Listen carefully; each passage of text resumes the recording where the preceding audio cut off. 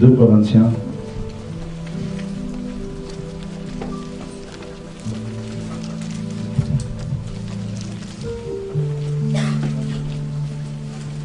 Chapitre 2.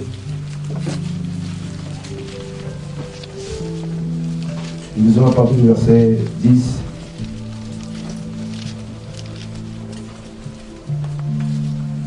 Verset 10 à 11. Comme vous savez, depuis avant-hier, le Seigneur me pousse à parler un peu du combat, de la lutte que nous menons avec les puissances occultes.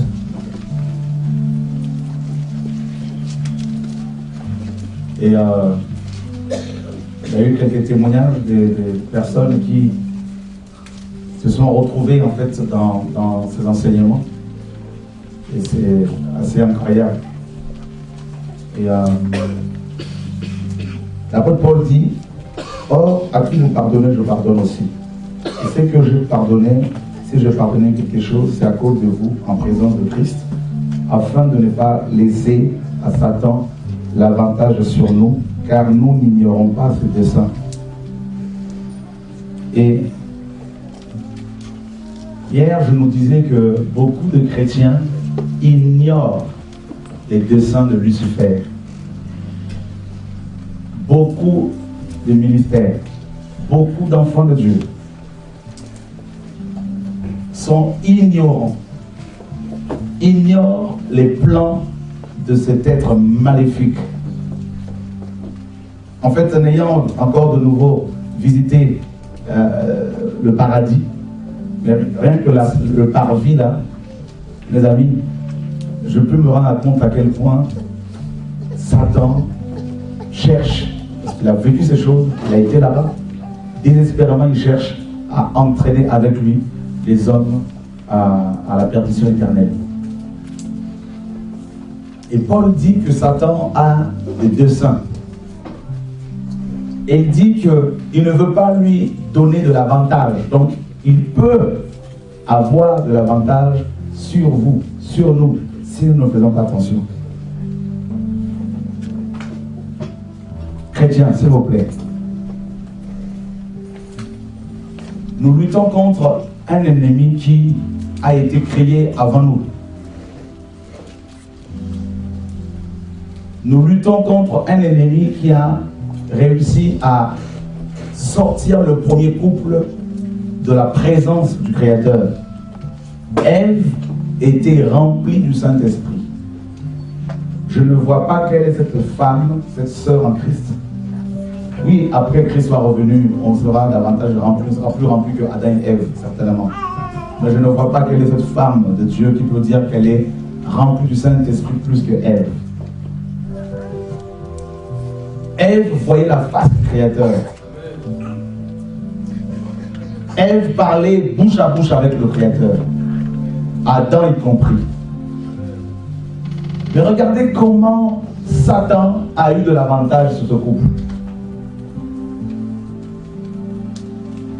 Regardez comment Satan a réussi à détruire ce couple et ainsi que l'humanité tout entière.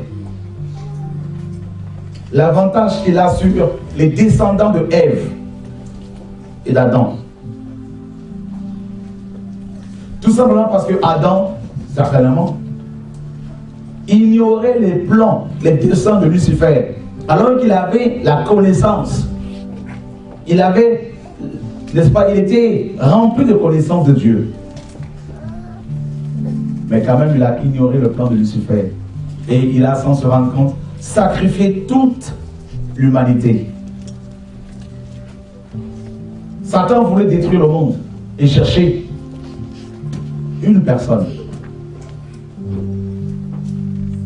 Alors,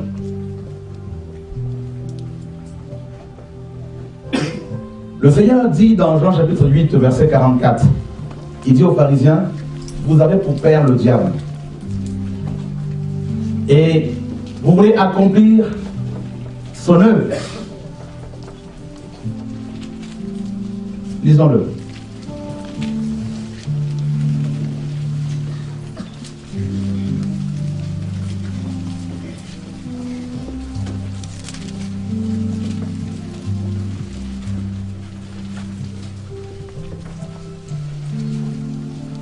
n'y a pas des frères qui soient suffisamment en bonne santé pour laisser leur place aux sœurs qui sont debout.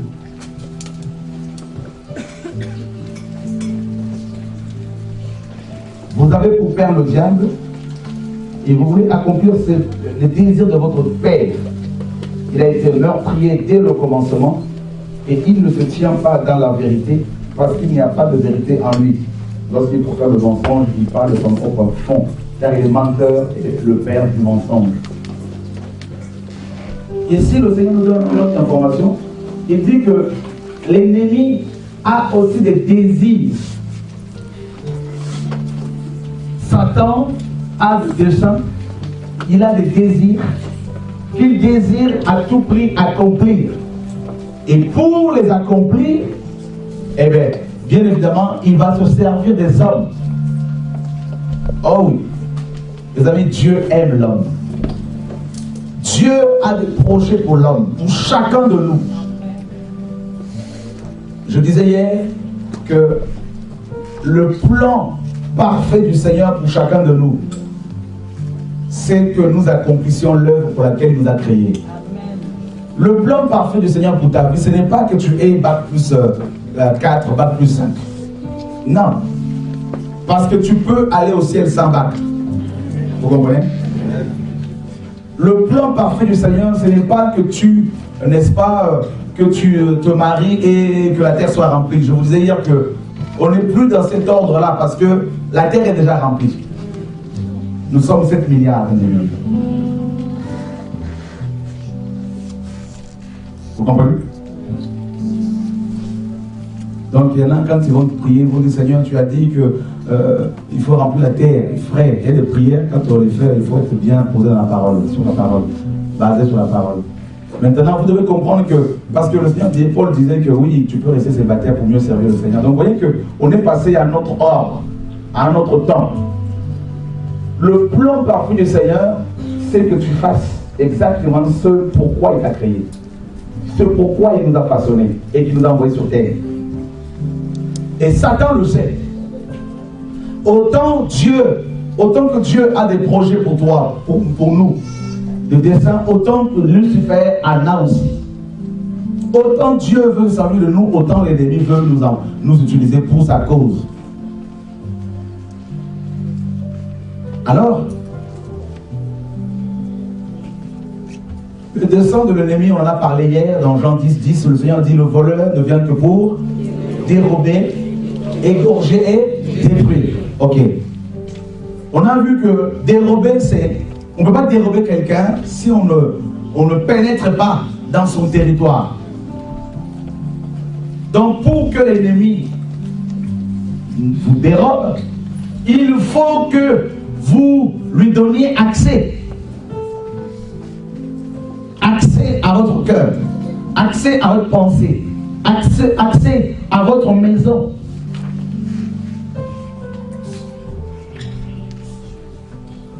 Un jour, j'ai reçu un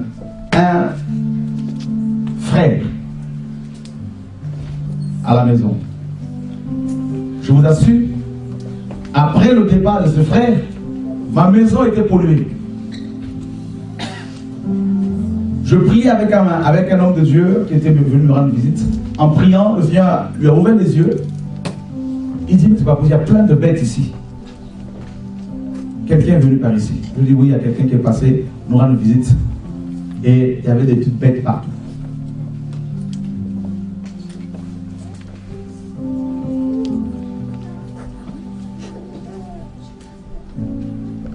Nous sommes trop naïfs.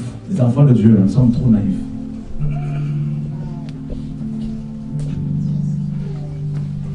Alors, pour dérober, il faut que tu donnes accès à l'ennemi.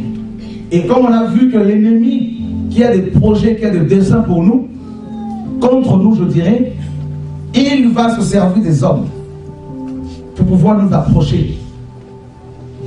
Paul dit, comme on l'a vu hier dans Éphésiens chapitre 6, que nous n'avons pas à lutter contre la chair et le sang, mais contre les dominations, contre les autorités, contre les principautés, contre les esprits méchants dans les lieux célestes. Donc, Paul parle de la lutte gréco-romaine. La lutte gréco-romaine est une lutte de corps à corps. Ça veut dire que tant que l'un des adversaires n'était pas mis KO par terre, la lutte ne pouvait pas finir. Il fallait à tout prix que tu sois KO pour que le vainqueur soit déclaré, n'est-ce pas, gagnant. Et c'est comme ça que l'ennemi opère. C'est cette guerre-là de corps à corps avec les puissances occultes, avec les démons, avec les occultistes. Et pour pouvoir justement te mettre KO, il faut qu'il pénètre dans ton territoire. Chacun de nous a un territoire que Dieu lui a donné. Chaque chrétien. Il y en a, ils ont plus de territoire que d'autres. Paul dirait dans Corinthiens là-bas. La Romain également, il dirait que nous n'allons pas au-delà de nos limites. Vous devez le savoir ça.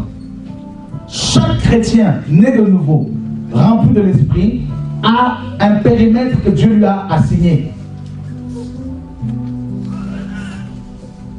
Et quand les gens commencent à rentrer dans ton périmètre, c'est-à-dire rentrer dans ton intimité, sans demander, si les gens rentrent dans ton intimité, sans demander au Seigneur de te montrer leur état d'âme, ils peuvent briser, par sentiment, briser cette barrière de protection.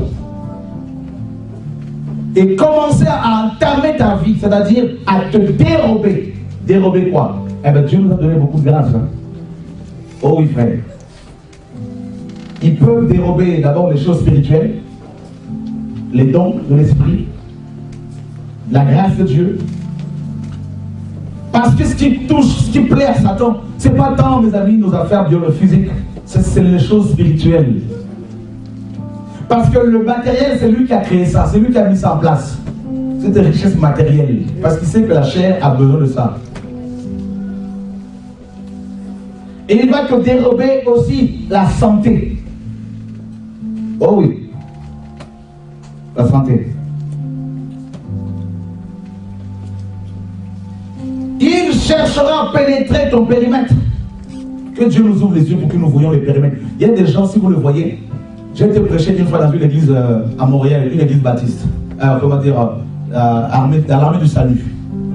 Ça peut vous choquer, mais vite dans n'importe quelle assemblée, si Dieu me dit vas-y, je peux vous assurer que j'ai vu plus de chrétiens intègres là-dedans que dans nos églises évangéliques.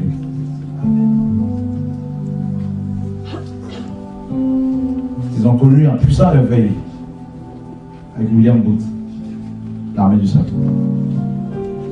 Et un frère, pendant que je prêchais, Dieu lui ouvre les yeux. Il était étonné de recevoir ces visions à l'aile ouverte comme ça. Et il vient me voir, il me dit, c'est bizarre, le pasteur de l'armée du salut, quand il te présentait, j'ai vu sur lui une espèce de protection.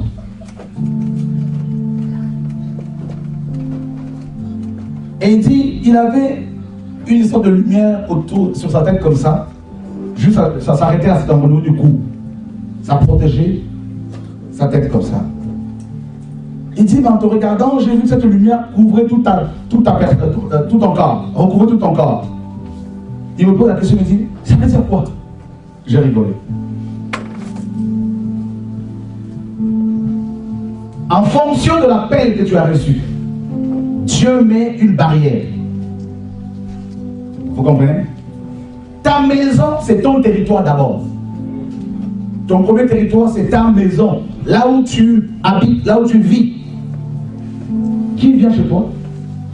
Je cherche à savoir l'esprit de personnes qui viennent chez toi. Les cœurs, les intentions. C'est très important. Parce que les satanistes peuvent venir chez vous. Comme je vous dis, Satan a des desseins, a des plans. Donc tu vas vouloir percer votre intimité pour mettre des caméras spirituelles afin de mieux vous contrôler de loin. Ils peuvent vous faire des cadeaux qui vont constituer des points de contact. Tout simplement. Le Seigneur dit dans Jean 14, lisons-le vite fait. Est-ce que vous suivez, s'il vous plaît? Amen.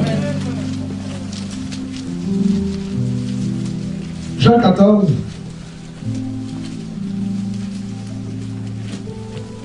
le verset 30. Je ne parlerai plus guère avec vous, car le prince du monde vient. Il n'a rien en moi. Le prince du monde, Jésus, le créateur du monde, reconnaît que Satan est le prince du monde. Les amis, c'est fort. Ça ne sort pas de la bouche d'un apôtre. Ça sort de la bouche du créateur. Un prince a des lois. Et en tant que prince, Satan a des soldats, a un gouvernement, a des personnes sous ses ordres. Et Jésus reconnaît qu'il est prince de ce monde et il dit, ce prince qui vient,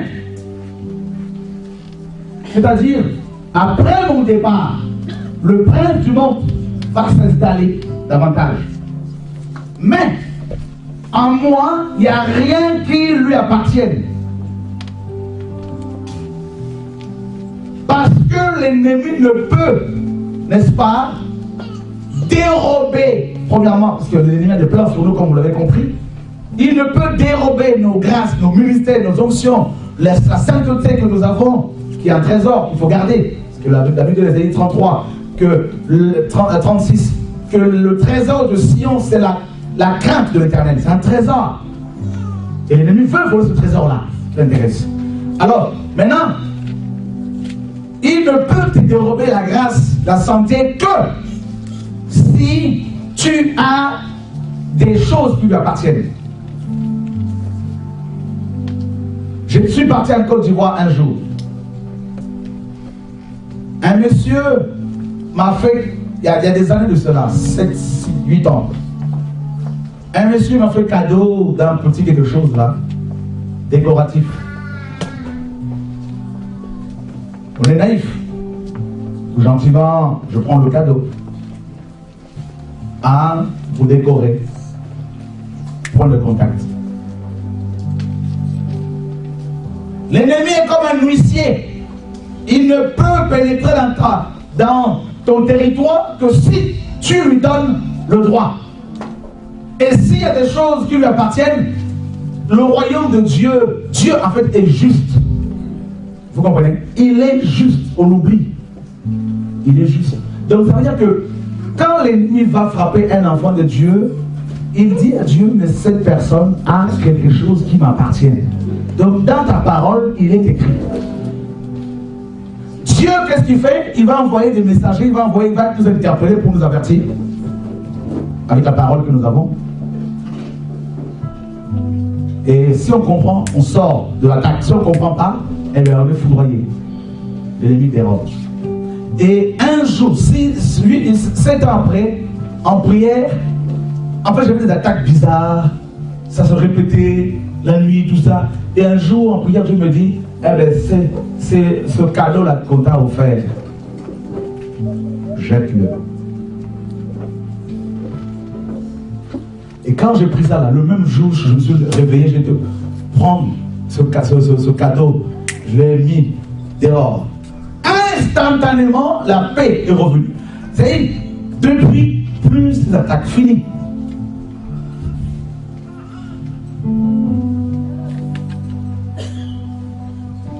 Les mouches ne peuvent vous suivre, vous poursuivre que si vous avez une odeur qui les attire.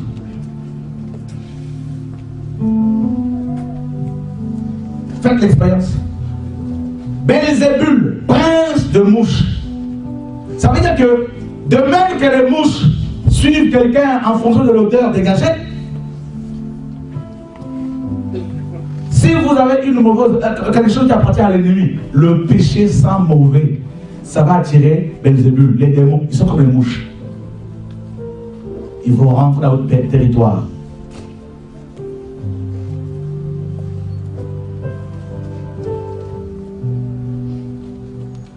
C'est pour cela qu'en Israël, lorsque quelqu'un, n'est-ce pas, avait volé un objet et qu'il était pris en flagrant délit de vol, il devait confesser son péché devant le sacrificateur et en même temps faire une offrande de réparation Et il devait restituer la chose.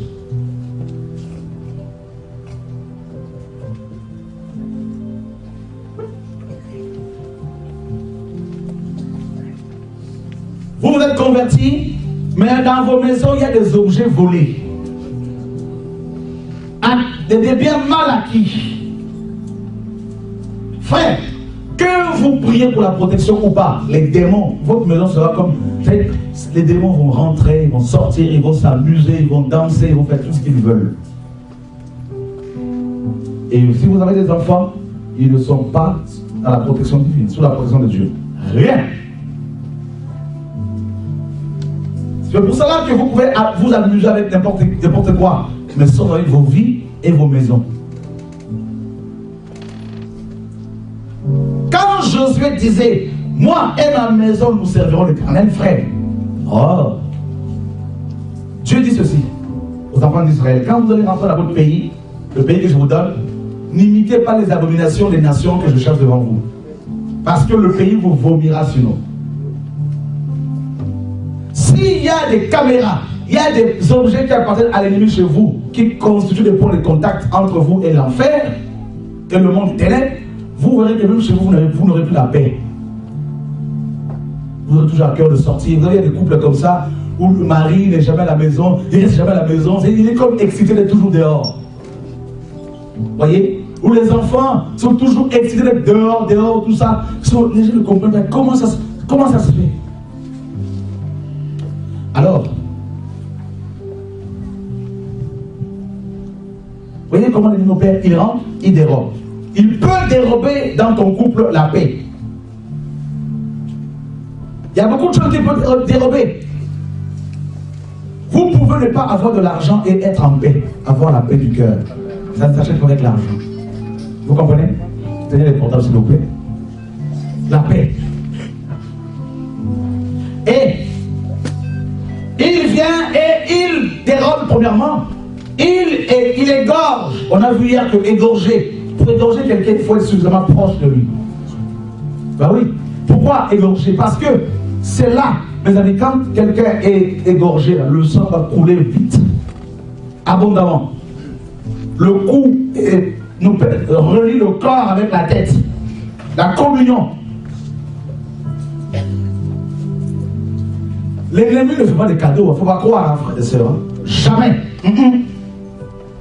Vous savez que Capou Souverain, il est décédé, non? Vous savez pourquoi? J'ai reçu le couple qui s'occupait qui l'aidait financièrement. Ça, c'était une erreur. Un partenaire financier. Quand on a une telle onction, le partenaire financier, ça doit être le Saint-Esprit. Amen. Et ce couple a offert une Mercedes coupée à Capou Souverain. Et c'est dans ça qu'il est décédé. Prends le contact. Un véhicule travaillé dans le monde spirituel.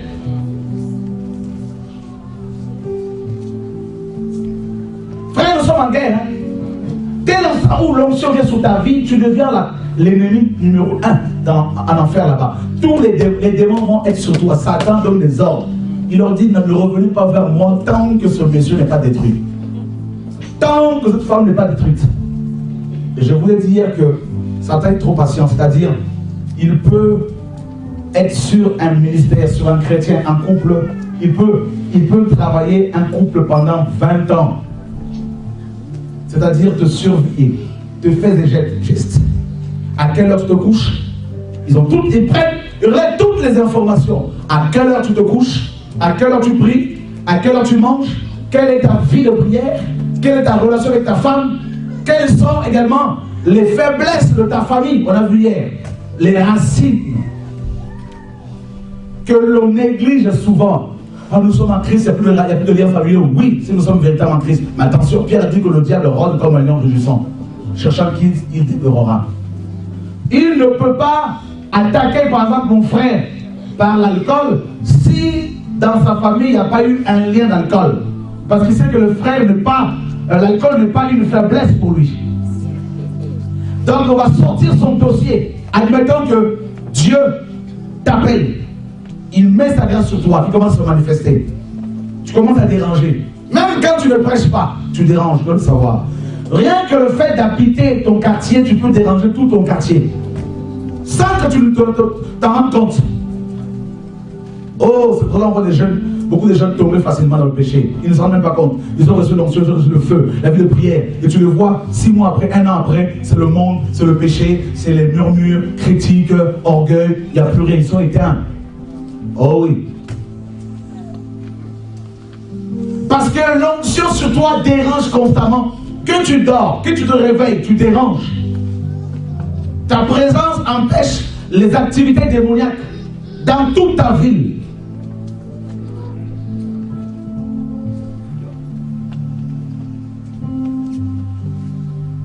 Alors, l'ennemi, il va se dire, oh, un ministère de suscité par le Seigneur, par Dieu. Alors, qu'est-ce qu'il faut faire? 3, 4, 5 démons qui va dépêcher. Ils vont aller dans ta famille, ils vont regarder ton arbre généalogique.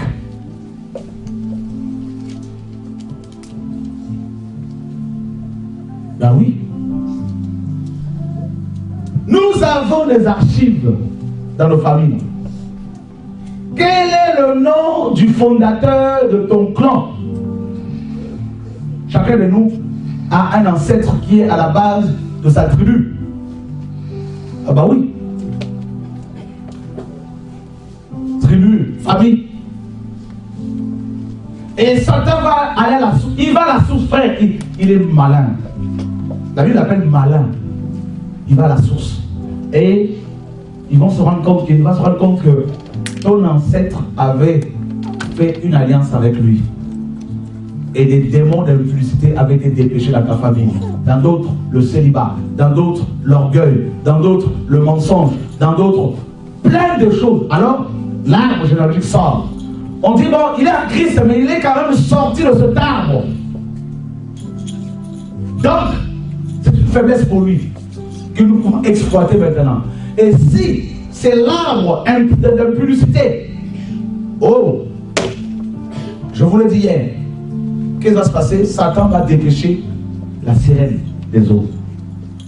L'esprit de séduction.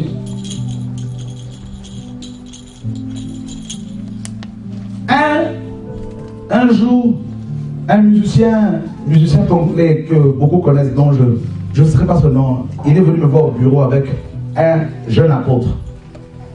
Ce jeune apôtre avait une grâce terrible. Il avait une onction terrible. Il est venu de Kinshasa pour Paris, pour le ministère. Le Seigneur se servait de lui. Mais autant l'onction, les dons de l'esprit se manifestaient dans son ministère, autant il allait avec les femmes. Il y avait une confusion. Et l'ennemi, comment il a eu? Il a vérifié dans son arbre généalogique quand Dieu l'a appelé, et il s'est rendu compte qu'il y avait l'adultère dans la famille, l'impudicité, les démons du sexe. Et quand c'est comme ça, qu'est-ce qui se passe? Alléluia. Réveillez ceux qui dorment. Si vous avez trop chaud, on peut ouvrir encore les fenêtres. L'ennemi envoie. C'est-à-dire les démons. Mais avez écoutez bien. De même que Jésus s'est incarné, Dieu s'est incarné, Satan aussi s'incarne. Vous devez le savoir. Les démons.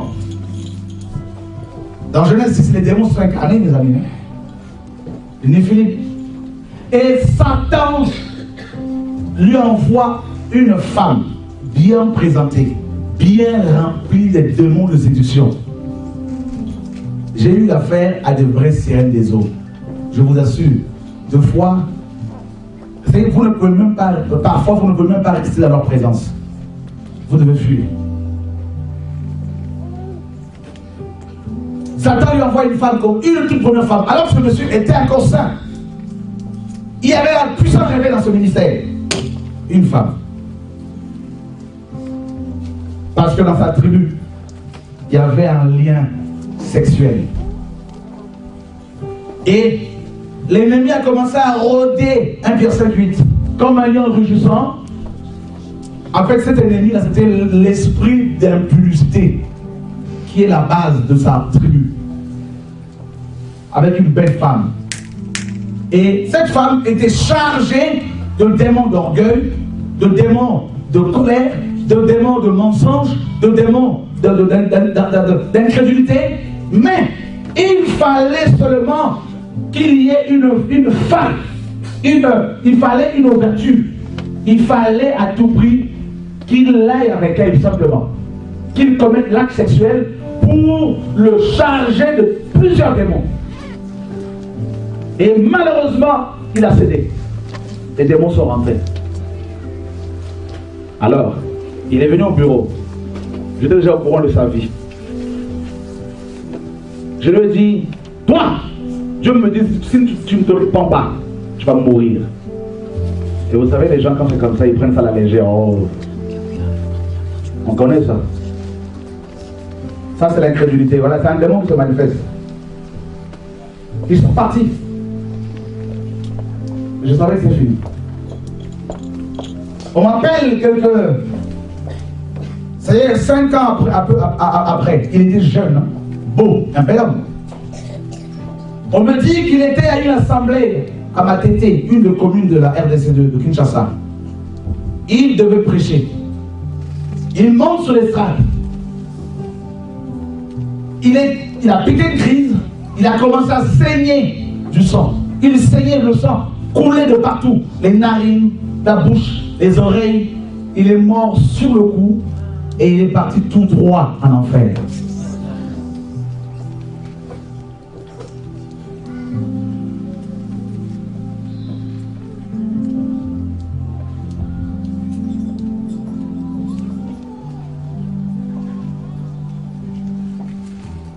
Et les histoires sont sorties à Paris.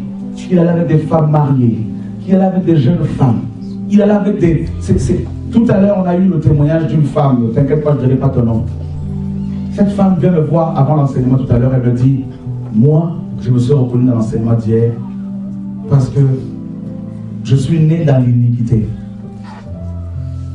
Ma mère m'a conçu alors qu'elle était mariée, séparée pendant 3 mois avec son mari. Elle est tombée enceinte d'un autre monsieur qui est sataniste, franc-maçon. Et puis elle dit, toute ma vie, j'ai toujours voulu, j'aimais sortir qu'avec des hommes mariés.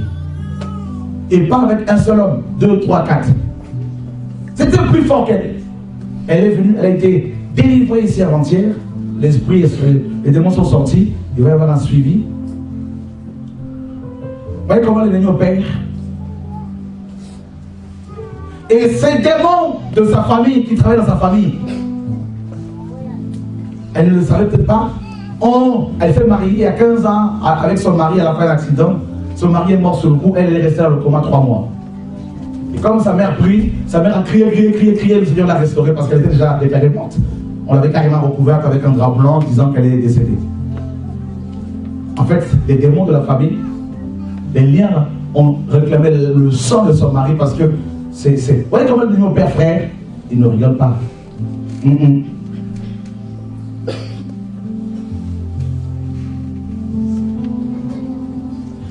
Les chrétiens jouent trop avec leur vie.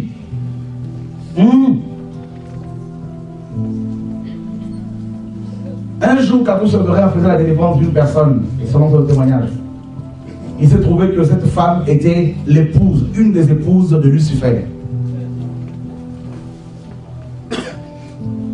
Et il disait que le Seigneur leur a dit, après cette délivrance qui a duré, ne sortez pas de cette maison, restez là 3 jours à sec. Pendant 3 jours, ils ne devaient pas quitter l'appartement où ils étaient. Parce que, Kakou ou pas, Satan pouvait le tuer.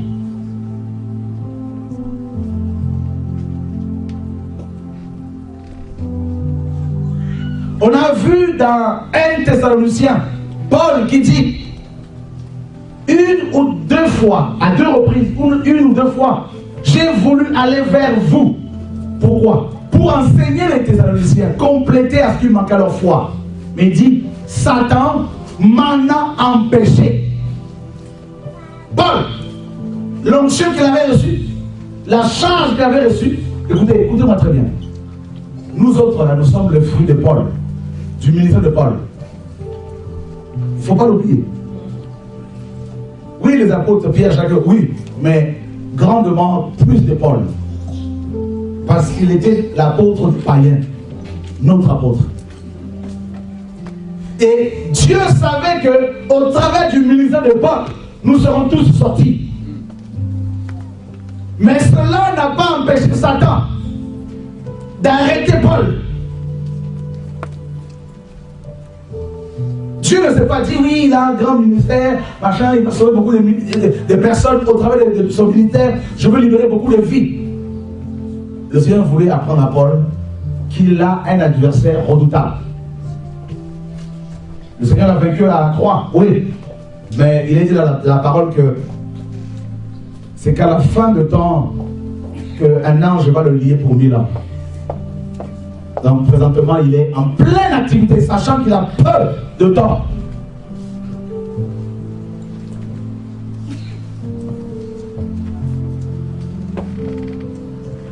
Regardez la liste des pasteurs que Satan a fait tomber. La liste des prophètes. La liste de rois dans la Bible.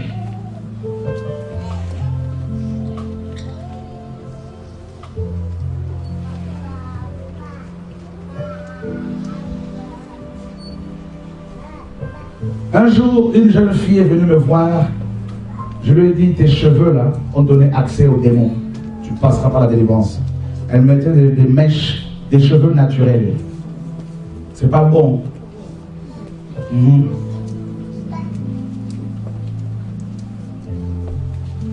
Quand on a prié pour elle, j'ai dû filmer pour lui montrer. Elle dansait, c'était la sirène des eaux. Elle dansait, tu ne peux pas regarder. Jeune fille, rigolez. Vous croyez les démons là, ils vont vous amener en enfer si vous ne vous repentez pas. C'est pas un jeu. Vous croyez que les musiciennes, les chanteuses comme les Beyoncé, comme tous, vous croyez que ces gens-là sont au service de qui? De la sirène des eaux. Vous croyez quoi? La parole est claire. Nous savons que nous sommes de Dieu et que le monde entier est sous l'empire de Lucifer. Il ne joue pas.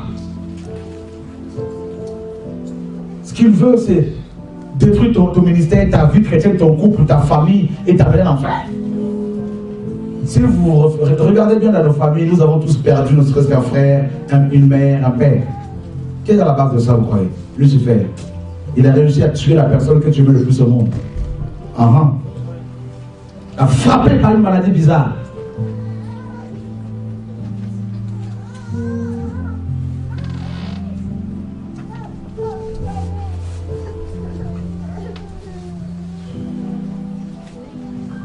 Alors je parlais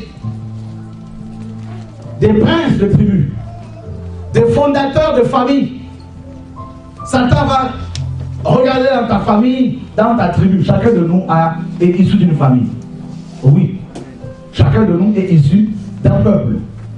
Oui. Que vous ne le voyez pas. Je donne quelques exemples. Hier, par exemple, vous allez voir que, prenons l'exemple de la France. La France a coupé la tête du roi de Louis XVI. D'accord? Vous allez voir dans les mairies, vous avez, n'est-ce pas, le buste de la Marianne. D'accord? Donc, vous comprenez que les mairies sont, mes amis, c'est l'administration. Donc, on vous montre que la France est dirigée par une entité féminine, une déesse. Parce que c'est la fille aînée du catholicisme romain. Donc, ça veut dire que cette entité, c'est elle qui est à la base de la Révolution française. Cette entité spirituelle, mes amis, est à la base de la rébellion que l'on trouve dans ce pays contre les autorités. C'est le seul pays au monde où il y a autant de grèves, autant de manifestations contre le gouvernement.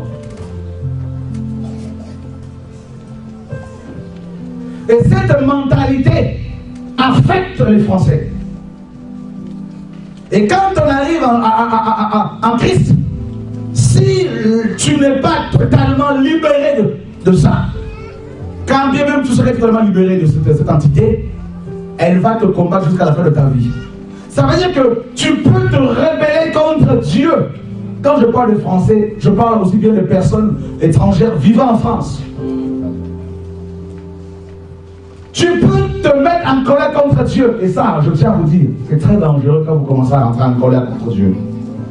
Quand ma maman est décédée, une de mes sœurs m'appelle il y a 3 semaines, 1 mois pour me dire pourquoi Dieu nous a fait ça. Je dis quoi? C'est pas ton copain. Toute la gloire de Dieu en Dieu.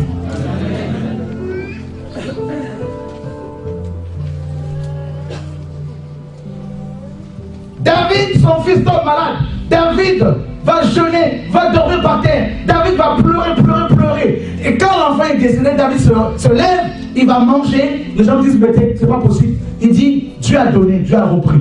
Que son nom soit glorifié. Ce n'est pas à lui de revenir, c'est à moi d'aller là où il est. Amen. Attention, c'est pas ton ami. Oh mon ami. On joue trop. Ici en Europe, je vois beaucoup de jeunes que j'ai formés. Une parenthèse. Vous voyez combien de jeunes là, ils meurent? Regardez bien.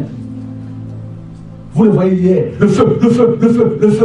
Et comme certains disent, oh le vieux, ils regardent, ah le vieux.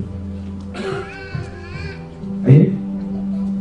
Et vous le retrouvez dans des choses bizarres. Ils ne comprennent pas le jugement. Mais ceux qui se sont convertis un peu ailleurs, là, ils se disent, on a vu des choses avec ce Dieu-là. On ne peut pas dire des choses, on ne peut pas. Il vaut mieux prier les genoux et dire, Seigneur, que ta volonté soit faite. Attention.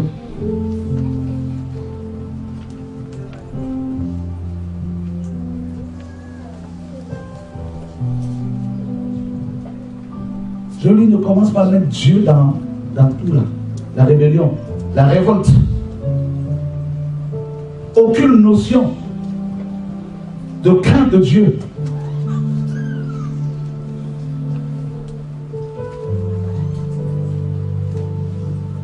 De l'ordre. Alors, frère, si vous voulez que je continue. Vous êtes en train de dormir, j'ai l'impression.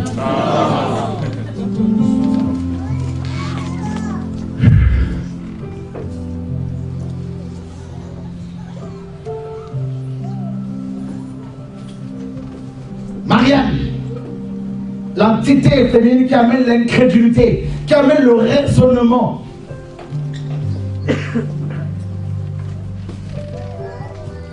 C'est pour cela qu'en France, beaucoup de chrétiens sont dans le raisonnement, ils vont commencer à tout raisonner, tout est mental, c'est dans le mental.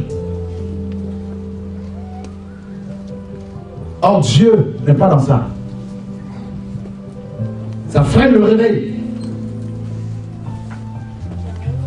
Vous allez voir dans les îles, par exemple, c'est en général la reine de côte, la sienne des eaux, l'esprit de séduction.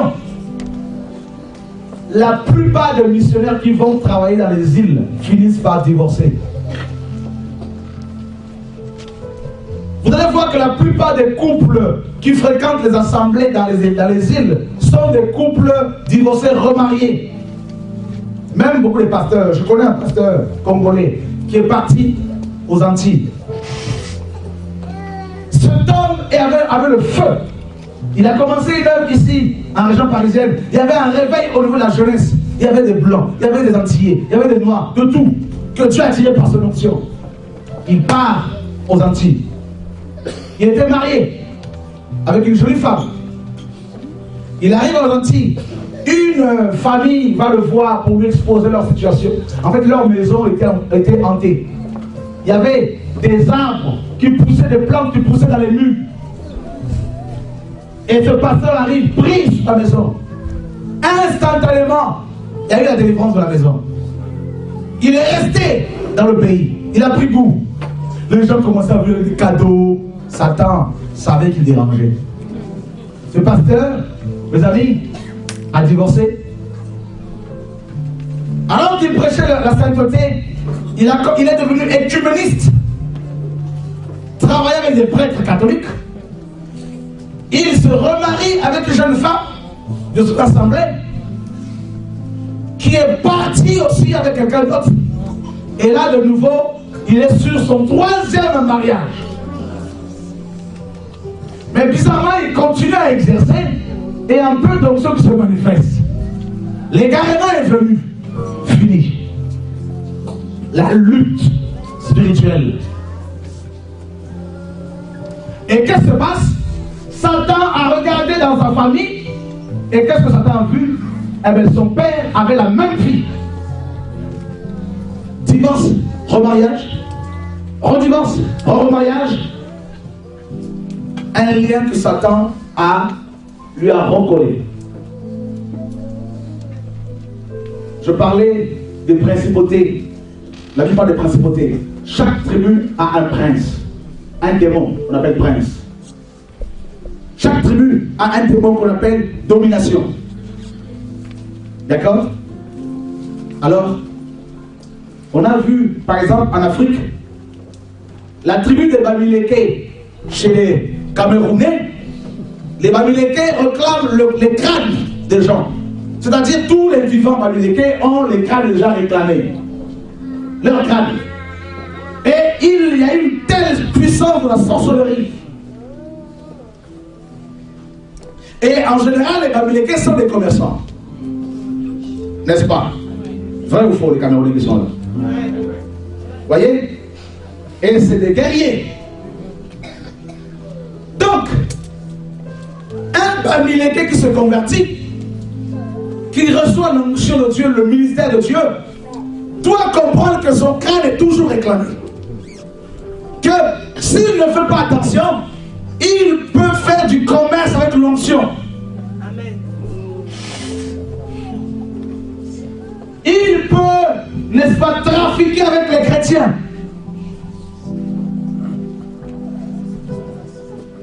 De Pierre te le dit. Ils vous exploiteront au moyen des paroles trompeuses. Mais un pasteur d'origine Bamileke qui néglige cette réalité spirituelle alors que nous sommes en guerre, qui ne prend pas des mesures, frère, les démons vont le rattraper. Ils vont le rattraper.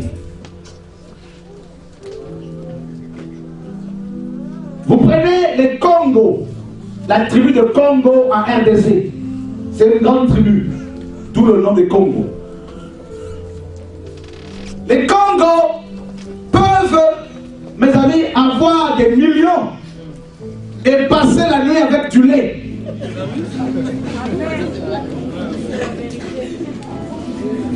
Amen ou pas amen? C'est pour mettre du vent? Pas de chauffage? Ok. Merci. Il fait trop chaud. Vous avez chaud, non? Moi, c'est pas grave. Mettez ça au feu.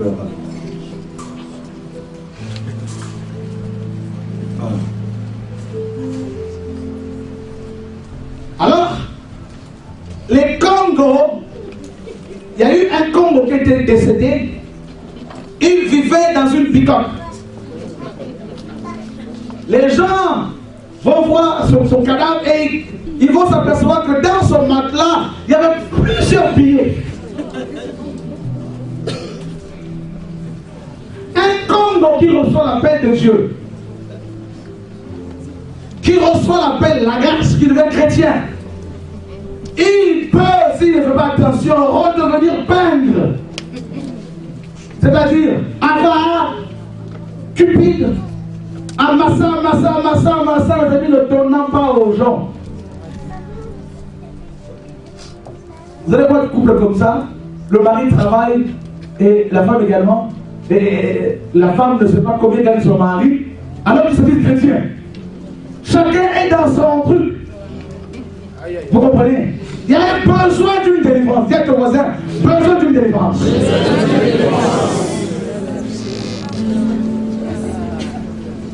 Alléluia. Vous avez une tribu, les Louma. Les Louma aiment l'argent. Les Loumas se considèrent comme les Juifs. Ils aiment l'argent, ils aiment le matériel. Ça, c'est dans la tribu.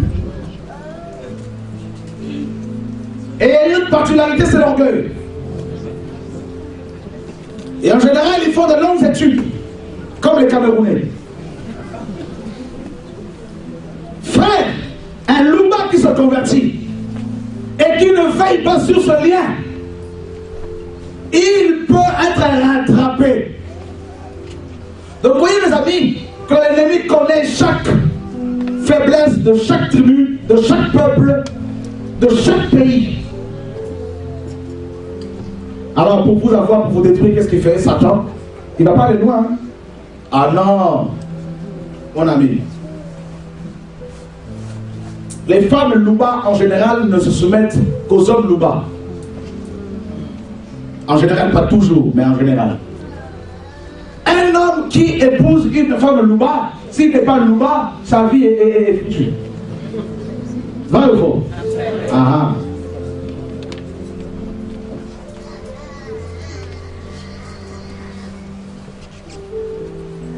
Alors, je pose la question, qui sont ceux et celles qui veulent aller jusqu'au bout de leur vie chrétienne? Je pense que c'est tout le monde.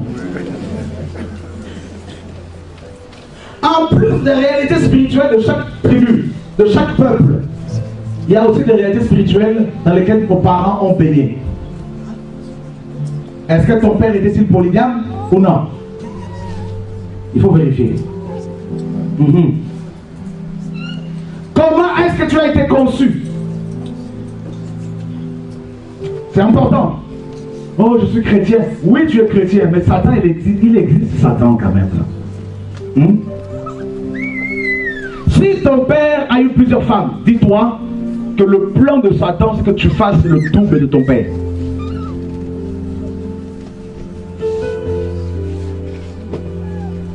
Je vous dis une chose. Un parent sorcier qui donne naissance à un enfant, cet enfant, même s'il ne sort pas la nuit, a du sang de la sorcellerie en lui, que Satan peut exploiter pour le sortir la nuit à son insu. Voilà pourquoi les gens font des songes sur vous, vous les attaquez en tant que mari et femme de nuit, vous ne le comprenez pas. Mais c'est pas moi quand même là. Mais si je t'ai vu.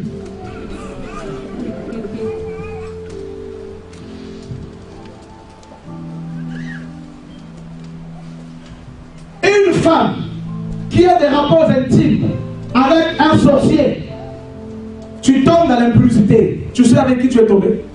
Tu vas recevoir, si les sorciers, ils te transmettent par le sang, par le sperme, la sorcellerie. Et ils te transmettent de ce fait tous les liens de sa famille. Les malédictions, tu reçois ça. Voilà pourquoi beaucoup de familles voient leur fille devenir rebelle. À l'âge de 15 ans, la fille n'est plus contrôlable, on ne comprend pas ce qui se passe. Si vous vérifiez quelque part, il y a eu rapport, il y a eu une transmission des choses. Partage. Le jeune homme était calme, mais du jour au lendemain, il n'écoute plus personne. On ne comprend pas la fille. Elle était posée, elle était calme. Elle devient bizarre, elle s'habille légèrement maintenant. Son langage change. On ne comprend pas. Elle a reçu une semence. Dis à ton voisin, elle a une semence.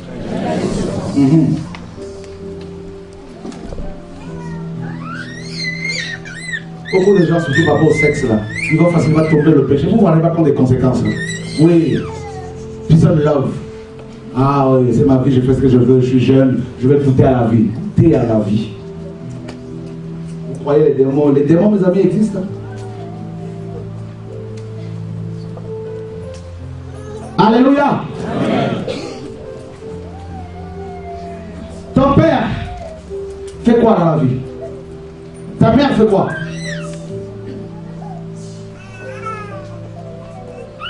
Hein? Ton père est-il marabout? Est-il dans une secte? Ta mère dans quoi? Les parents, c'est important, frère. Vous savez, on néglige trop cet aspect de la famille. C'est important, la famille. Que font nos parents? Vous savez, Jacob, avant de mourir, qu'est-ce qu'il a fait? Il a béni ses enfants, n'est-ce pas? Abraham a fait quoi? Il a béni ses enfants. Même Ismaël, Abraham l'a béni. Mais ça veut dire que un enfant, sa destinée dépend aussi des paroles et de la vie de ses parents. Ah oui.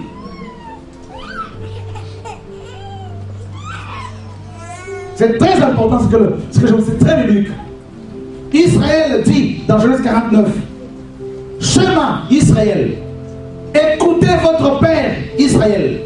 C'est-à-dire, l'écoute là c'est important, parce qu'en écoutant tu vas recevoir la vie. C'est ta destinée qui est tracée.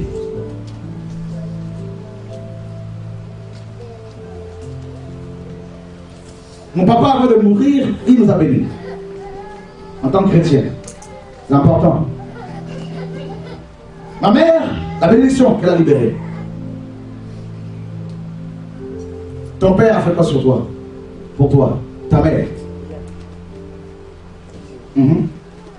Si ton père est contre toi et qu'il est dans la franc-maçonnerie, la Rose 3, une secte, c'est une guerre spirituelle qui est déclarée. Je t'assure. Les démons, ils sont sur toi. Ils vont te matraquer nuit et jour. Et s'il n'y a pas une bonne prière, s'il n'y a pas une couverture de frères et sœurs, ça nous fatigue de fou, frère. Oh oui, on est humain. Hein? Paul disait, priez pour moi, frère. Priez pour moi. Priez pour moi. C'est une guerre.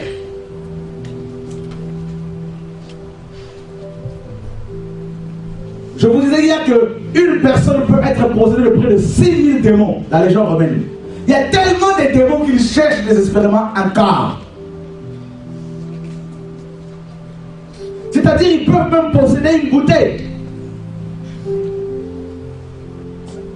qui peut devenir l'objet d'idolâtrie.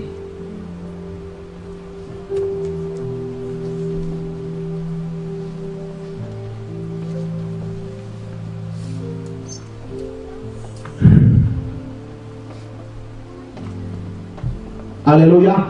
Amen. Oh, les jeunes ministres de Dieu. Il y a beaucoup de jeunes chez nous. Je leur ai toujours dit, le chemin est long. Il y en a qui ne comprenaient pas ce langage-là. Je dis, frère, le chemin est long.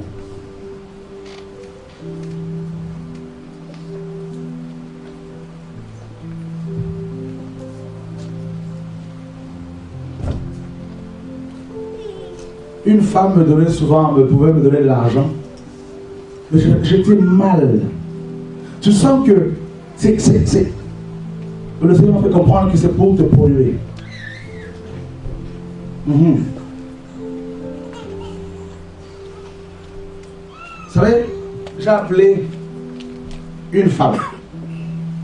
Elle me dit, quelle est la taille de ton costume? Je donne.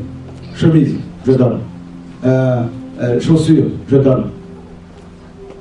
Et l'esprit me dit, tu vois, non, elle est en train de mesurer bien comme il faut. Parce qu'elle est dans un club bizarre, Rotary Club. Parce qu'elle n'a pas pu t'avoir, elle veut t'habiller totalement pour détruire ton onction. J'ai rigolé.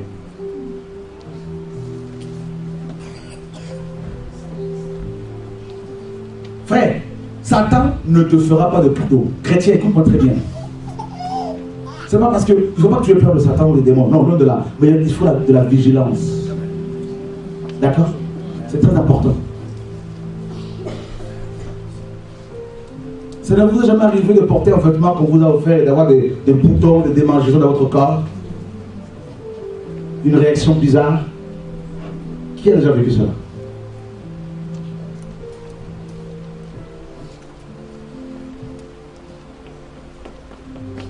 Paul dit, quand tu vas revenir, ramène-moi le manteau que j'ai laissé là-bas. C'est-à-dire, ce manteau-là, c'est le mien. Mes amis, vous vous rendez compte que les mouchoirs qui avaient touché les vêtements de Paul étaient remplis d'onction. Ça veut dire que quand tes vêtements, c'est important, ce que tu mets, c'est toi-même, apôtre, prophète, docteur, ce que tu vas prendre comme vêtement, là, va l'acheter toi-même. Ça va garder ton onction, tu crois quoi? Tu sens que va prier parce que les sorciers peuvent dire on va briser ce ministère, on va prendre des vêtements pour lui, on l'amène dans le monde, on prie dessus. Tu me diras, oui frère, j'ai la foi, maintenant je vais le mettre, vous allez voir. La plupart des pasteurs qui parlaient comme ça, là, ils sont en train de rigoler quand ils prêchent, ils rigolent tout le temps, ils n'ont plus l'onction, ils n'ont plus rien. Il faut du théâtre maintenant quand ils prêchent. Dieu va te laisser une, deux fois. Mais un jour, Dieu m'a dit, je dormais comme ça, il me dit, tu as été empoisonné à 2 reprises dans ce ministère. Il dit, la 3e fois, si tu ne veux pas, tu vas mourir. Hein? C'est-à-dire, les 2 premières fois, les satanistes ne l'ont pas eu. Il dit, la 3e fois, il n'y aura plus la protection parce que Dieu, mes amis, n'aime pas la négligence. Jésus a dit, je vous envoie au milieu de qui? Ah, de quoi? Le loup, hein? Soyez prudents comme et simple comme. Pourquoi la prudence du serpent? Tout le monde veut tuer le serpent. Lâchez un serpent ici. Vous allez voir. Même les apôtres que les autres, on va sauter. Serpent. On va prendre n'importe quoi, même les portables pour tuer le serpent. Parce que dans la Bible, Dieu dit, tu écraseras la tête du serpent. Alors tout le monde veut tuer le serpent. Donc ça veut dire que les démons, quand on lâche à la porte quelque part, les démons comme le serpent, ils vont chercher à tort. Alors Dieu dit, il faut faire la prudence. Ça veut dire que si on t'offre des cadeaux bizarres, il faut la prudence, frère. Il faut veiller toujours parce que tous les démons, les sorciers, les magiciens, les jaloux, les religieux, ils veulent te détruire. Une colombe. La colombe, n'est-ce pas qu'elle est belle? Ah, c'est tout blanc. C'est doux. Hein? C'est doux. C'est pas comme mes amis un perroquet. Le perroquet, oh, vous l'attrapez facilement. Parce qu'il va s'approcher de vous pour répéter tout ce que vous dites. Mais la colombe, frère, est tellement douce, elle est tellement belle, elle est tellement propre, pure, que tout le monde veut attraper. Alors la colombe est simple, c'est-à-dire, il ne faut pas être lourd.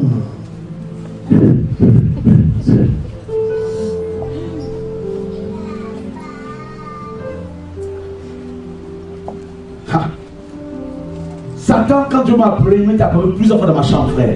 Comme je vois. Il me dit, ne réponds pas à l'appel. L'archange Michael descend du ciel. Il revient encore une autre fois dans ma chambre. Ne réponds pas à l'appel. L'archange Michael redescend encore. Une haine. Il a une haine contre toi que tu ne peux même pas t'imaginer.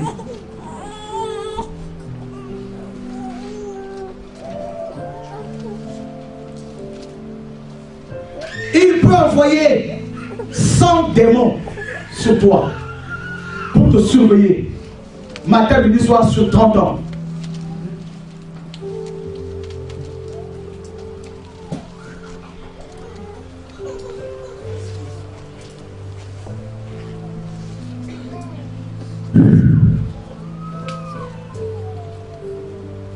Quels sont les actes que tu as posés? Tu as avorté? Dis-toi que l'esprit des morts est là. Quelles sont les portes que tu as ouvertes? Que tu ouvres? Tu dors dans la colère. Mais Éphésiens 4 le dit. Si tu te mets en colère, ne pêche pas. La colère en soi n'est pas un péché. Mais c'est les actes que je pose. Tu te mets en colère, la langue, tu te mets à murmurer.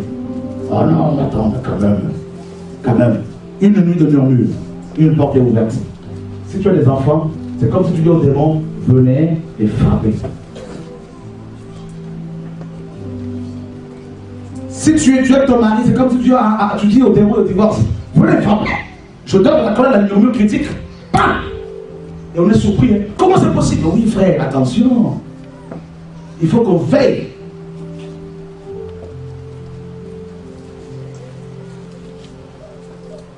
Veillez et priez. L'esprit est bien, mais la chair est faible. Le Seigneur l'a dit.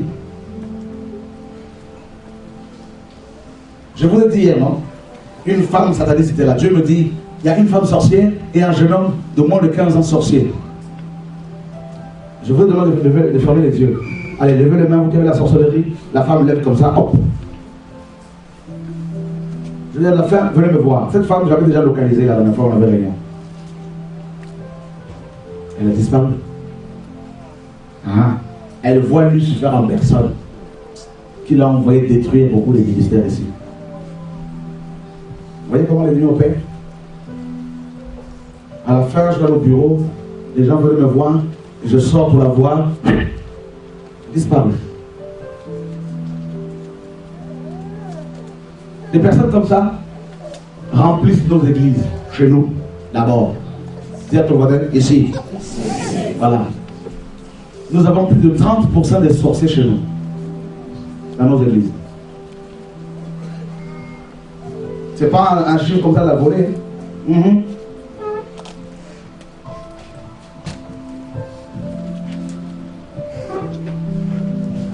Une femme qui prie avec nous. Elle est allée, elle était logée chez une autre femme, une autre sœur. Cette jeune femme qui est avec nous, ça faisait des années qu'on était avec elle. C'était impudicité sur impudicité.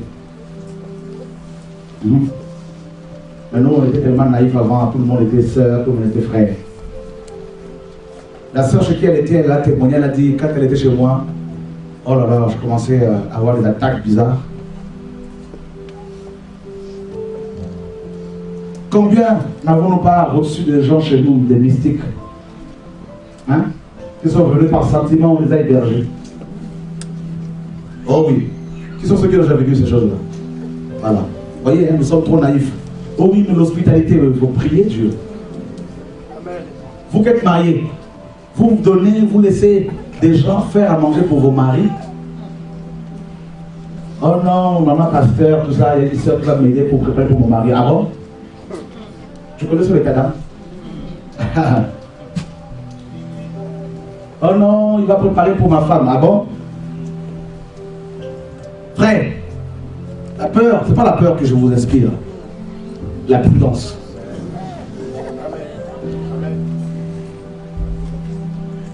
Un homme qui se pointe à toi, femme, avant de te mettre avec, prie Dieu. Combien de sœurs n'avons-nous pas ici qui avaient le feu? Les hommes sont venus. Frère, Satan, je vous le dis, il est maître en matière d'imitation et de déguisement. Il est tellement ténèbre qu'il peut paraître comme un ange de lumière. Au fond, les fils de Dieu, dans Job 1, ne l'ont pas reconnu. Il était au milieu d'eux. Satan n'a pas peur de venir s'asseoir dans nos rayons. Hein. Ah oui, tu crois parce que tu es prophétesse, que je suis apôtre, que Satan n'aura pas peur, il va se déguiser, il rentre dans quelqu'un ici, il s'assoit même devant. C'est quand l'onction, la gloire tombe, qu'il sort du corps. Mais sinon, il est là. Et son rôle, c'est quoi? Par exemple, l'enseignement comme ce soir, il souffle le sommeil. Et les gens sortent. La parole me dit, il vole la parole. Et à d'autres, il met l'incrédulité. Il ferme ton cœur. Il dit, ne reçois pas cette parole.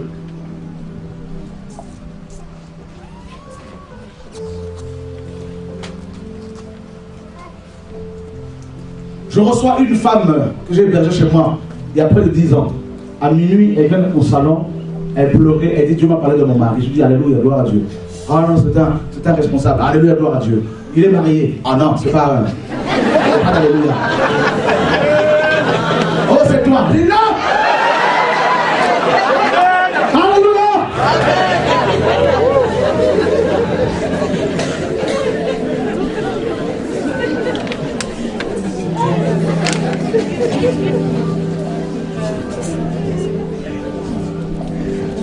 Et moi j'étais là, ma fille.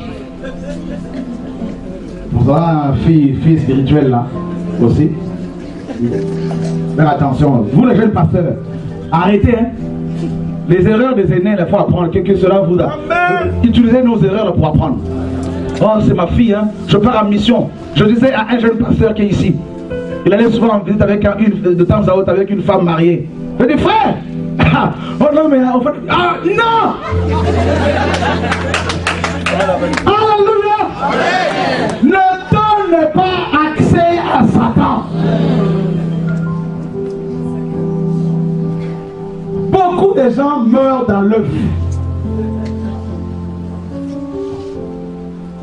Alors c'est une femme âgée, il n'y a pas de problème. Frère, il n'y a pas de démon âgé. Alléluia. Une femme est une femme. Un homme est un Non. Les femmes avec les femmes et les hommes avec les hommes en visite. Amen.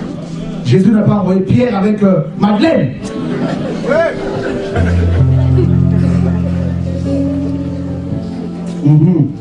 Oh, le feu là, le zèle. On a le feu, on a le feu. Alors on peut. On est les guerriers. Il y a un jeune qui prie avec nous là, il y a quelques années, que Dieu utilisait. Il croyait qu'avec l'onction qu'il avait, il était devenu invincible. Comme si on nous tirait dessus, les balles allaient ricocher.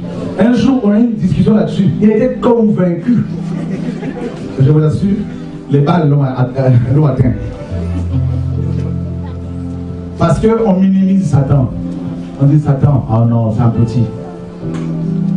Satan, écoute-moi. Les démons, écoutez-moi.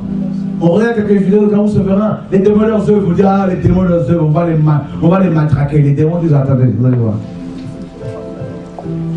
Abraham, on a frappé un peu, non? Jacob, on lâche un peu. Ah oui, mes amis. Vous qui avez 20 ans, vous avez encore 60 ans de lutte avec Satan.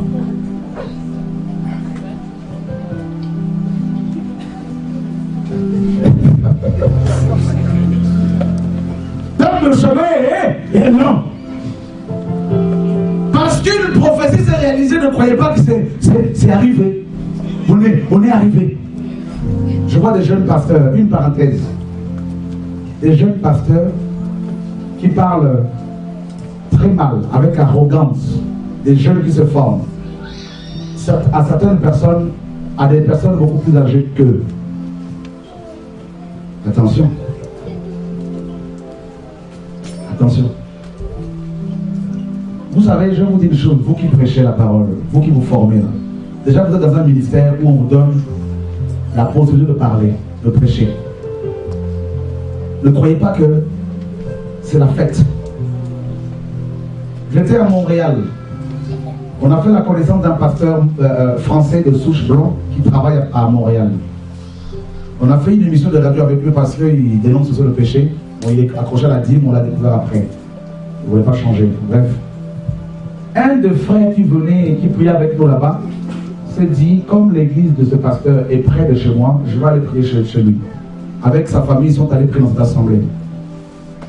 Alors un jour, un dimanche, ce frère voulait poser une question à ce pasteur. Ce pasteur-là regardait avec les yeux tellement que tu sais bien comme il faut que le frère a compris. À la fin, le pasteur lui dit, tu viens me voir au bureau. Il appelle, il lui dit, ici, pourtant il prêche le message, nous prêchons la presse. Il dit, ici, le patron, c'est moi. Tu te tais. Si tu veux parler, tu attends un jour, on te reconnaîtra diacre, tu pourras commencer à parler un peu. Et je vous assure que plus de 90% des assemblées que vous connaissez là, c'est comme ça. Vous allez ici à Paris, partout là, c'est comme ça. Si vous êtes honnête. Il y a très peu d'assemblées où on va laisser les jeunes prêcher. Les jeunes avec les jeunes, et encore là, tout est contrôlé bien comme il faut. Donc la liberté ne doit en aucun cas vous amener, n'est-ce pas, à la chair. Amen. Parce que vous avez des femmes qui sont là, assises là. Il y en a qui sont dans ce ministère depuis 10 ans. Vous ne les voyez pas forcément prêcher.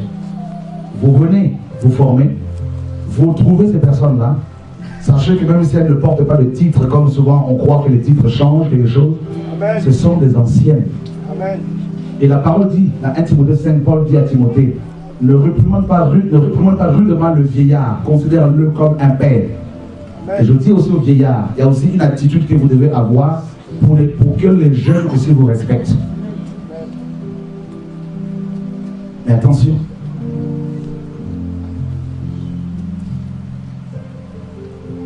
Et c'est très souvent chez nous, les gens s'habituent trop au ministère. Alors, on oublie aussi que Dieu parle. Qu'il faut prendre le bâton et reprendre. Corriger.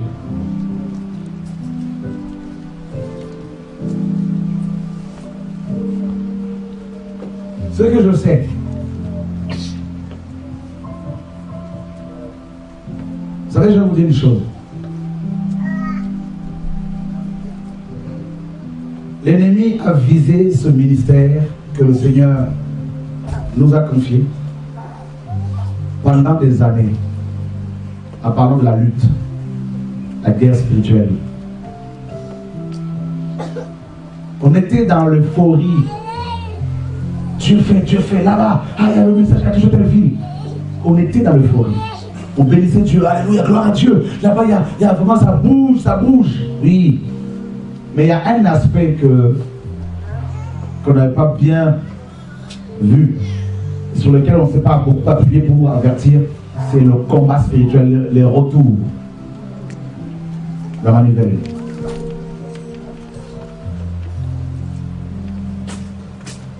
Alors, l'ennemi a commencé à cibler les foyers, à cibler les ministères. Faites la liste des personnes qui sont tombées dans le péché. C'est énorme. Et un autre piège dans lequel on était tous tombés, c'est que l'on dénonçait beaucoup l'extérieur. Et on avait oublié l'intérieur. Et ça commençait à pourrir. Des gens qui tombaient dans l'orgueil. Des gens qui tombaient dans beaucoup de choses. Dans des choses incroyables. Incroyable. Je dis bien dans presque toutes les assemblées, d'abord au niveau de France, à l'extérieur, des choses qu'il fallait corriger. Et une femme qui est ici, une prophétesse, une jeune femme, pour qui j'ai du respect parce que Dieu lui parle clairement. Elle est venue me voir, elle me dit, Dieu m'a donné une vision. J'ai vu dans ta cuisine qu'il y avait de la saleté. Dieu m'a dit que c'est des gens, c'est ton intimité, des gens qui sont autour de toi. Il y a un grand travail à faire. Il y a un nettoyage à faire. Frère, il y a une chose que vous devez comprendre. Dans cette guerre dans laquelle nous sommes, le Seigneur m'a dit clairement, le moindre faux pas, je te tue. Une sœur qui est ici, elle a eu une vision. Dieu lui a parlé pendant qu'elle dormait. Dieu lui dit, la semaine dernière, tu vois, cet homme, j'ai mis quelque chose de spécial en lui. Mais s'il fait un faux pas, il va devenir fou. C'est le plan de l'ennemi. Et une sœur que j'ai eue aujourd'hui, qui n'est pas en contact avec cette autre sœur qui a cette vision, elle me dit, une prophétie est sortie des intercesseurs qui prient dans un pays, je tairai le nom pour le ministère, ont reçu une prophétie ce matin, vous l'avez vu. Elle dit, Dieu dit qu'ils ont failli, ils ont voulu te frapper de la folie, ils n'ont pas réussi. Alors, dans cette guerre, comment l'ennemi opère? Il avait décidé, l'ennemi a décidé de faire tomber toutes les églises que nous avons implantées dans la religion. Dans l'église de Laodicée, la 7e église, dans Babylone. Je vous avais raconté une vision que Dieu m'avait donnée où je m'étais retrouvé dans Babylone. Vous vous rappelez? Où je disais, ce n'est pas ma ville. Je dois sortir d'ici. Je m'étais réveillé et dans la vision, j'étais resté dans Babylone. J'ai dit, Seigneur, ce n'est pas possible, je ne veux pas. Je m'étais endormi et la vision était revenue. Et cette fois-ci, j'avais été libéré de cette ville. J'avais pris un avion et atterri dans le royaume de Dieu. Et en me réveillant, j'étais tellement dans la joie. Nous avons été, pour votre information, beaucoup infiltrés. Il ne faut pas que vous ayez peur, Dieu au contrôle.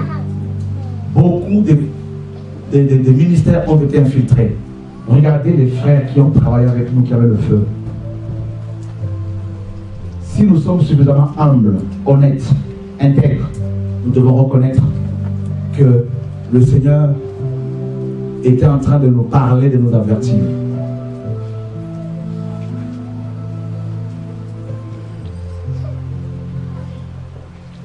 Et c'est pour cela qu'il y a 2 mois et demi, Dieu m'a dit, c'est là où tu sais, lève-toi. Et maintenant, quand la sœur en question a eu cette vision où il m'a dit, il faut enlever la saleté. Elle m'a dit, ça faisait 1 an. Il y a 1 an, j'ai eu cette vision.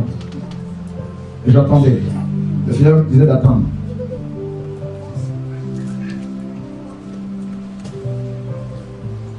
Et quand les enseignements ont commencé,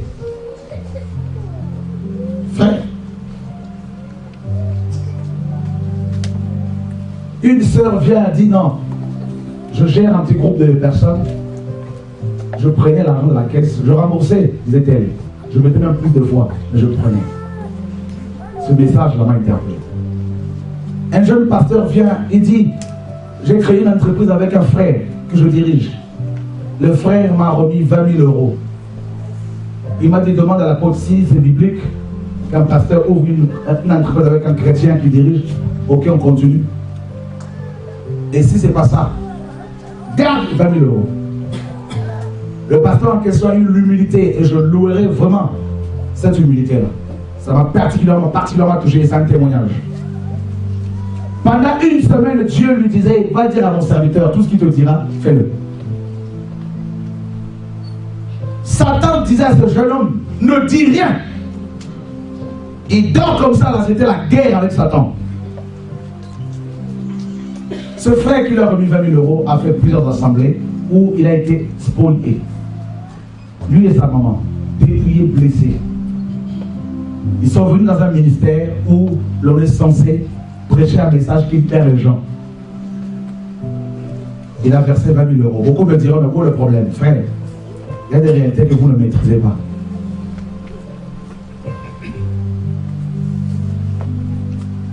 Il y a une éthique qu'un prédicateur doit avoir.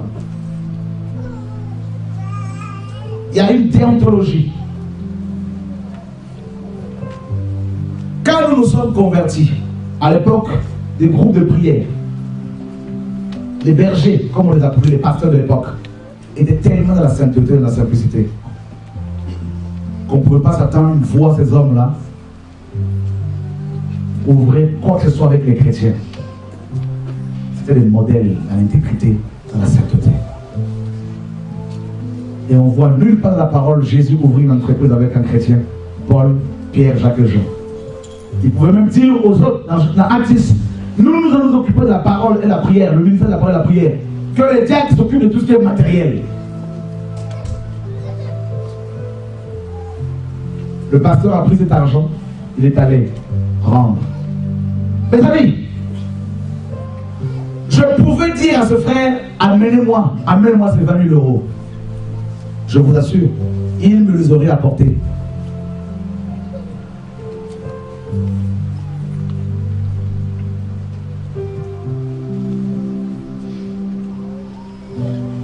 Un autre pasteur m'appelle de chez nous, vers 23h40.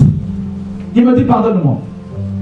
J'ai murmuré contre toi. Quand ma femme est revenue des enseignements que tu donnais, pour me dire que là-bas, on enseigne qu'il faut revenir à la simplicité, ne pas par rapport aux grosses berlines. Je dis non, ça c'est sa vie.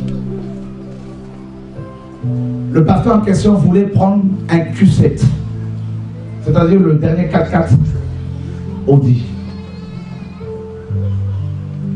Il me dit, attention, vraiment pardon, parce que je suis venu moi-même, j'ai écouté. Et je me suis rendu compte que c'était grave.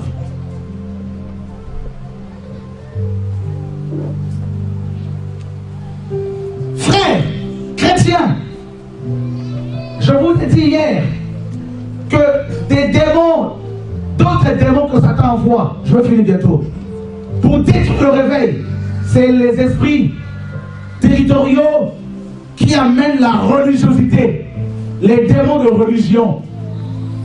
L'ange de l'église de Laodicée n'avait pas commencé comme ça. Il était vrai. Mais il est écrit qu'il s'est enrichi.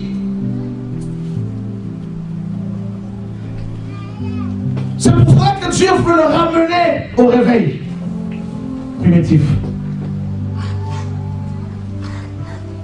Je vous assure, chrétiens, écoutez-moi très bien, s'il vous plaît. En tant que visionnaire, quand un bateau commence à chavirer, c'est le visionnaire qui doit mettre de l'ordre. Et des fois, c'est pas facile, mais c'est comme ça. Parce que je ne veux pas mourir jeune. Les enfants sont encore jeunes. Je ne veux pas qu'ils soient privés de leur père à cet âge-là. Et surtout, je veux, quand je serai devant le Seigneur, que je le dise, je veux le dire, Seigneur, j'ai achevé la mission comme Paul l'a dit. Pour être à l'aise pendant l'éternité. Et ne pas avoir honte devant lui pour dire Satan m'a eu parce que je me suis fait faire.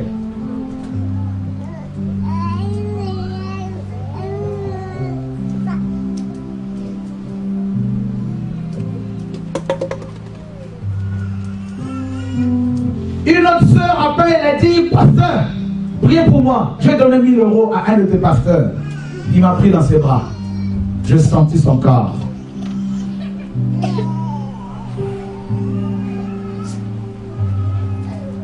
Je dis, Seigneur, là, c'est pas possible. En fait, je vais vous dire une chose. Vous vous rappelez, je vous avais dit qu'en juin de cette année, je veux libérer tous les apôtres, tous les pasteurs, toutes les églises, chaque apôtre dans son église locale, et me retirer. Pourquoi? Ce que je ne vous avais pas dit, c'est que je voyais la Odyssée prendre de l'ampleur. Je voyais l'orgueil.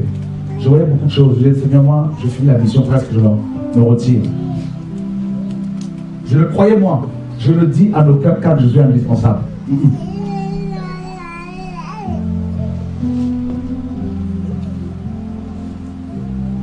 Mais je crois que en dénonçant davantage Babylone, forcément on a attiré les démons de Babylone. Est-ce que c'est pour autant qu'il ne faut plus le faire? Si. Mais en étant davantage prudent.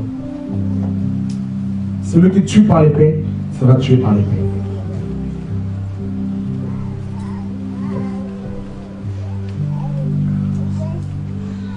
Les démons que l'ennemi a envoyés dans ce ministère, c'est les démons religieux, d'orgueil, de cupidité, le matérialisme. Hier, je prends mon téléphone, j'appelle une sœur. Dieu me dit, appelle-la. Elle me dit, en tout cas, j'ai eu une vision. Je devais prendre un avion. Et je l'ai raté. Elle me dit, je t'ai vu, tu t'es assis quelque part, tu étais triste. J'ai raté l'avion, pourquoi? Parce que j'avais 2 grosses valises qui pesaient tellement. Elle dit, j'ai compris le message que le Seigneur te donne en ce moment.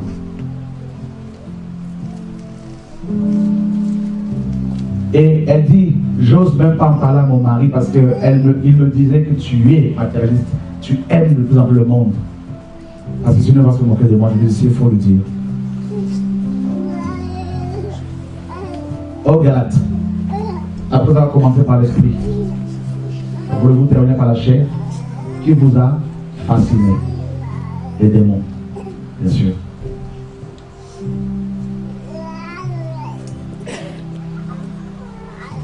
Alors, je suis en train de prier et je vous demande également de l'aide. Priez pour moi également, priez pour nous. Pourquoi? Pour votre information, le 23 et le 24 décembre, on va se retrouver toutes les assemblées de France. Et si Dieu me donne l'aval, chaque ministère sera libéré avec l'assemblée locale définitivement.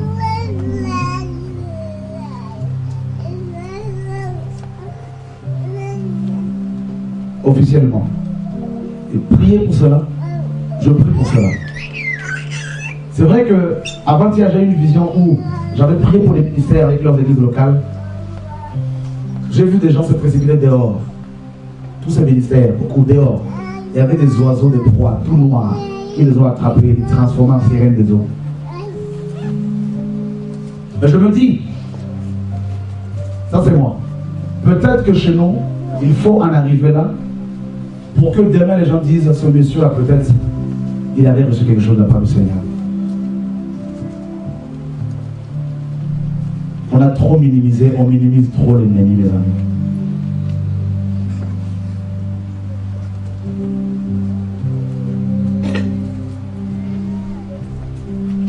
Et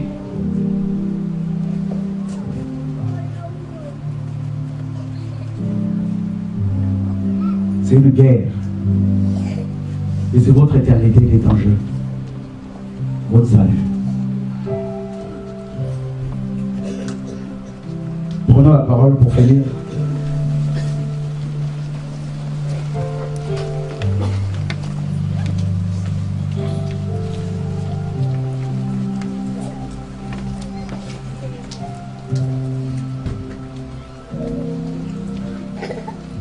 dans Luc.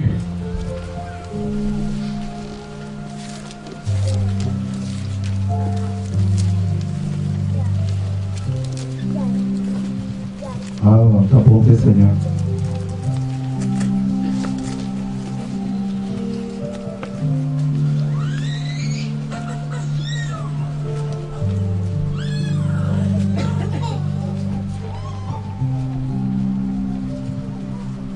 Quelqu'un peut-il nous lire Luc chapitre 24, verset 45?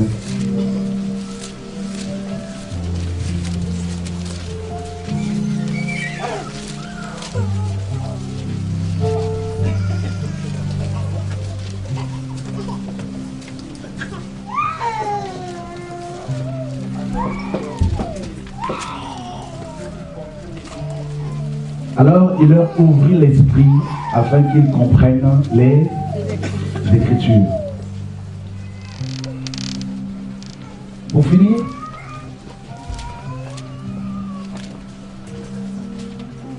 nous pouvons être pasteurs, nous pouvons être chrétiens depuis 30 ans, prêchant la vérité. Si Dieu ne nous ouvre pas l'esprit pour comprendre les Écritures, on va combattre ces mêmes Écritures alors qu'on aime Dieu. Attention. Ça veut dire que les démons religieux que l'ennemi envoie dans les nations de plus en plus dans les églises de réveil sont des démons qui amènent la voile. Et nous voilent. Et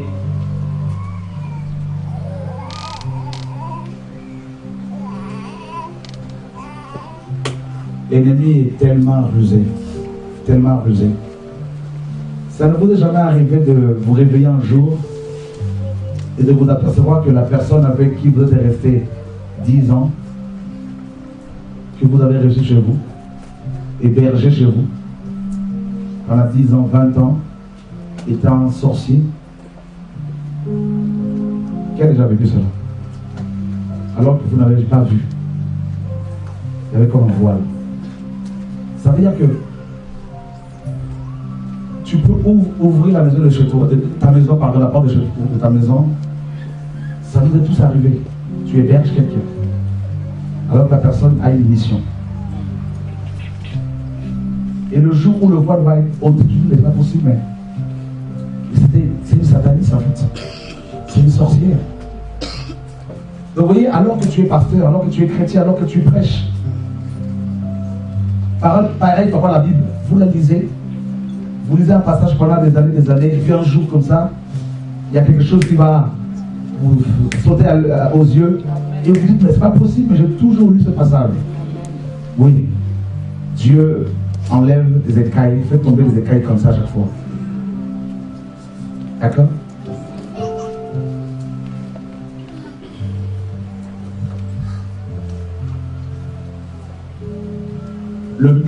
Le but final du Seigneur, ce n'est pas le mariage. Ce n'est pas les biens de ce monde. C'est l'appel divin sur ta vie. Si tu t'es écarté un peu là, si l'ennemi t'a eu, il faut beaucoup d'humilité pour revenir. Alléluia. Et beaucoup d'amour pour le Seigneur. Amen. Ça peut arriver de partir un peu en vrille. Il faut savoir se racheter. Et dire non, Satan, tu ne m'auras plus. Là, c'est fini. Là, j'ai compris. Là, j'ai compris. Là, j'ai saisi. Là, j'ai saisi. Vous avez...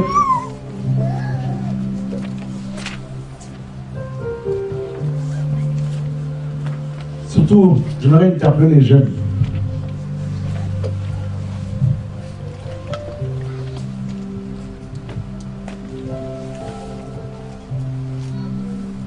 Je vous l'ai dit la dernière fois que l'ennemi se sert beaucoup des passions de la jeunesse.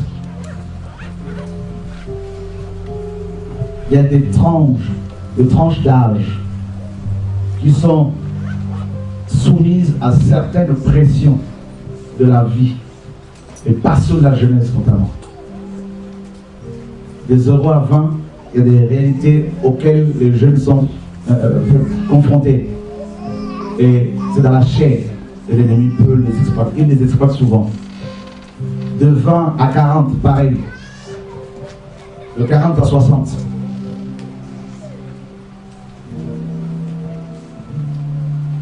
En Israël, les gens, à partir de 30 ans, c'est à partir de 30 ans que les gens exerçaient véritablement leur ministère. Jean-Baptiste à l'âge de 30 ans, Jésus à l'âge de 30 ans. Vous êtes jeunes, vous avez 18 ans, 19 ans, 20 ans, 22 ans, 23 ans, 24 ans, 25, 30. Que vous ne vouliez ou pas, il y aura toujours les passions de la chair qui sont là. Paul disait à Timothée, fuis les passions de la jeunesse. Et Satan les connaît.